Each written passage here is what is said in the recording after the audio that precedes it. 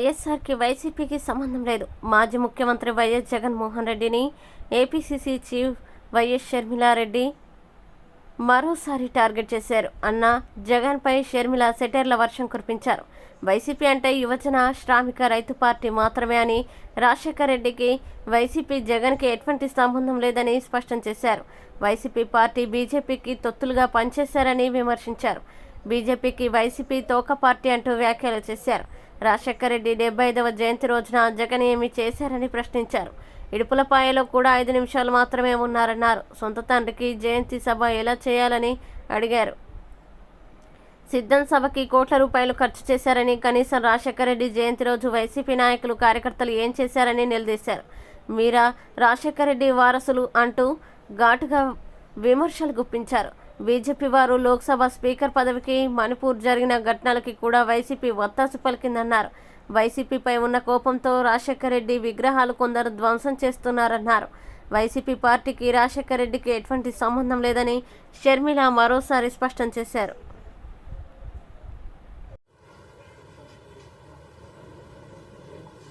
చంద్రబాబు గారు కూటమి కలిపి చేసిన వాగ్దానాలు ఎన్నో ఉన్నాయి. అందులో భాగంగా సూపర్ సిక్స్ లో భాగంగా చంద్రబాబు గారు చేసిన వాగ్దానం మహిళలకు ఆర్టీసీ బస్సులలో ఫ్రీగా ప్రయాణం చేసే వెసులుబాటు. మరి చంద్రబాబు గారు నెల రోజులైనా ఈ చిన్న వాగ్దానాన్ని ఎందుకు నిలబెట్టుకోవడం లేదో సమాధానం చెప్పాల్సిన అవసరం ఉంది. ఎందుకంటే సూపర్ 6 లో భాగంగా చంద్రబాబు గారు మహిళల కోసం చేసిన ఈ వాగ్దానం చాలా ప్రాముఖ్యమైంది.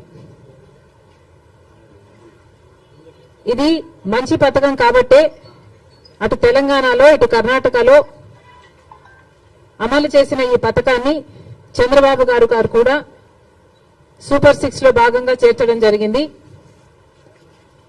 మరి తెలంగాణ ప్రభుత్వం రేవంత్ రెడ్డి గారు కాంగ్రెస్ పార్టీ తరఫున ముఖ్యమంత్రి అయిన ప్రమాణ స్వీకారం చేసిన రెండో రోజే మహిళలకు, అమ్మాయిలకు, ట్రాన్స్జెండర్స్ కు ఆర్టీసీ బస్సులలో ఫ్రీ ప్రయాణం చేయగలిగారు, అమలు చేయగలిగారు. అధికారంలోకి వచ్చిన 2 రోజుకి. కర్ణాటకలో కాంగ్రెస్ పార్టీ అధికారంలోకి వచ్చిన 3 వారాలకే ఆర్టీసీలో మహిళలకు ఫ్రీగా ప్రయాణం చేసే వెసులుబాటు కలిగించగలిగారు. అక్కడ వాగ్దానం నిలబెట్టుకోవడానికి కూడా వాళ్ళకి ఎక్కువ సమయం పట్టలేదు.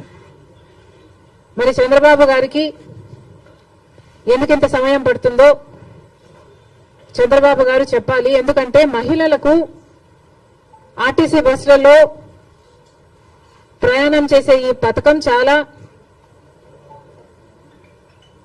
యూస్ఫుల్ కాబట్టే ఈరోజు లేవనెత్తుతున్నాం. మహిళలు అన్న వాళ్ళు మన జనాభాలో సగం, హాఫ్ ద పాపులేషన్ కి డైరెక్ట్ గా వర్తించే పథకం ఈ పథకం. మహిళలకి రక్షణ కల్పించే పథకం కూడా. ఎందుకంటే మహిళలు ఒక చోటు నుంచి ఇంకో చోటికి వెళ్ళాలి అంటే ఆర్టీసీ బస్సులో అయితే సేఫే కాకుండా ఈ పథకం ద్వారా ఫ్రీగా అయితే మహిళలు ఎక్కువ ఆర్టీసీ బస్సులలోనే ప్రయాణం చేసే అవకాశము వీలు ఉంటుంది. కాబట్టి వాళ్ళ పాపులేషన్ ఆర్టీసీ బస్సులో ఎక్కువ అయితే, సే ఫర్ ఎగ్జాంపుల్ ముందు భాగంలో మొత్తం మహిళలకని రిజర్వేషన్ ఉంది కాబట్టి మహిళలు ఎక్కువ భాగం అయితే, మోస్ట్ ఆఫ్ ద బస్ మహిళలు అయితే వాళ్ళకు సెక్యూరిటీగా కూడా ఉంటుంది. కాబట్టి మహిళలకు పనికొచ్చే పథకం ఈ పథకం. మరి ఈ చిన్న పథకాన్ని అమలు చేయడానికి చంద్రబాబు గారికి ఇంత సమయం ఎందుకు పడుతుందో, దీంట్లో విధి విధానాలు ఏముంటాయో, పరిశీలించాల్సింది ఏముంటుందో మాకైతే అర్థం కావటం లేదు. ఎందుకంటే విధి విధానాలు దీంట్లో పరిశీలించి చేయాల్సింది ఏముంటుంది? మహిళలు అన్నాక మహిళలందరికీ వర్తిస్తుంది, ఆడపిల్లలందరికీ వర్తిస్తుంది. మరి దీంట్లో విధులు విధానాలు ఏముంటాయి? బస్సులోకి ఎక్కుతారు, వాళ్ళకు ఫ్రీగా ప్రయాణం చేసే వెసులుబాటు కలిగించాలి. ఇది ఇంత సింపుల్ పథకం కాబట్టే రేవంత్ రెడ్డి గారు రెండో రోజే దీన్ని అమలు చేయగలిగారు. ఏ పథకమైనా అమలు చేయడానికి చిత్తశుద్ధి ఉండాలి. రాజశేఖర రెడ్డి గారికి ఆ చిత్తశుద్ధి ఉంది కాబట్టే రాజశేఖర రెడ్డి గారు ఉచిత విద్యుత్తు అంత తొందరగా మొదటి సంతకంలోనే వాగ్దానం చేశారు. కాబట్టి విధి విధానాలు ఏమీ ఆలోచించకుండా మేనిఫెస్టోలో పెట్టిన అంశం కాబట్టి వెంటనే అమలు చేయడం కూడా జరిగింది. మరి అలాంటప్పుడు మహిళలకు ఇంతగా పనికొచ్చే ఈ పథకాన్ని చంద్రబాబు గారు ఇంత సమయం ఎందుకు పడుతుందో సమాధానం చెప్పాలి.